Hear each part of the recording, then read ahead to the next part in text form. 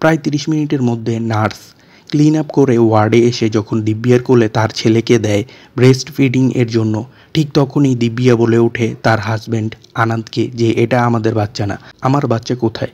রুমে থাকা doctor, nurse দিব্যার এমন অযৌক্তিক কথা শুনে হতভম্ব হয়ে পড়ে। আনন্দ আর দিব্যার মা তাকে বলতে থাকে দিব্যা এটা আমাদেরই বাচ্চা, কিন্তু দিব্যা মানতে নারাজ। দিব্যার এমন হট্টগোল দেখে হসপিটালের ডিন ম্যাডামও চলে আসে এবং সে অ্যাটেন্ডেন্স শিট দেখে বলে সবকিছু এখানে একেবারে নিখুঁত আছে, বাচ্চা পাল্টানো বা চুরি হয়ে যাওয়ার কোনো আলামত নেই, এটা তোমারই বাচ্চা দিব্যা। ডিন ম্যাডাম অফিসে আনন্দকে ডেকে এনে বলে সিসিটিভি ফুটেজও চেক করা হয়েছে, বাচ্চা লুকানো বা চুরি এই হসপিটালে সম্ভব নয়, এটা শহরের রেপুটেটেড একটি হসপিটাল। দিব্যার মাকে জিজ্ঞাসা করার পর জানা যায় বিয়ের আগে দিব্যার মানসিক সমস্যা ছিল, কিন্তু বিয়ের পর তা দেখা দেয়নি। বিয়ের পর থেকে দিব্যা একেবারেই সুস্থ।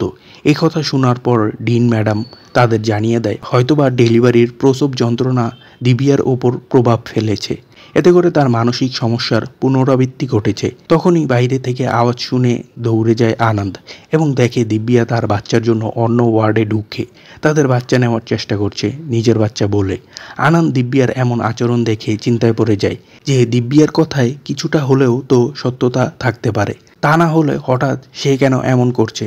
তারপর আনন্দ গিয়ে পুলিশ নিয়ে আনে হসপিটালে, যে দিব্যার কথা সঠিক হতেও তো পারে এই ভেবে, কিন্তু হসপিটাল কর্তৃপক্ষ তাদের পক্ষ থেকে সব ডকুমেন্টস ক্লিন দেখিয়ে দেয়। এতে করে আনন্দ আর দিব্যার কিছুই করার থাকে না এই বাচ্চা নিয়ে বাড়ি যাওয়া ছাড়া। আনন্দ তার অ্যাডভোকেট বন্ধুর সাথে পরামর্শ করে চুপ করে বাচ্চার মাথা থেকে চুল কেটে নিয়ে তা ডিএনএ টেস্ট করায় এবং ফলাফল আসে যে এই বাচ্চা তাদের না, মানে দিব্যাই সঠিক। আনন্দ কোর্টে মামলা করে এবং কোর্টের জজ সাহেব আদেশ করে পুলিশকে তদন্ত করে বাচ্চাটি খুঁজে বের করার।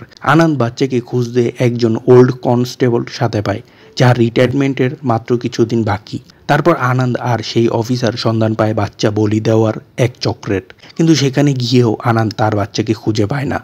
আনন্দ তার বাচ্চাকে খুঁজতে খুঁজতে যে কত বড় চক্রের উন্মোচন করে তা জানতে মুভিটি দেখে নিতে পারো। Movie name DNA.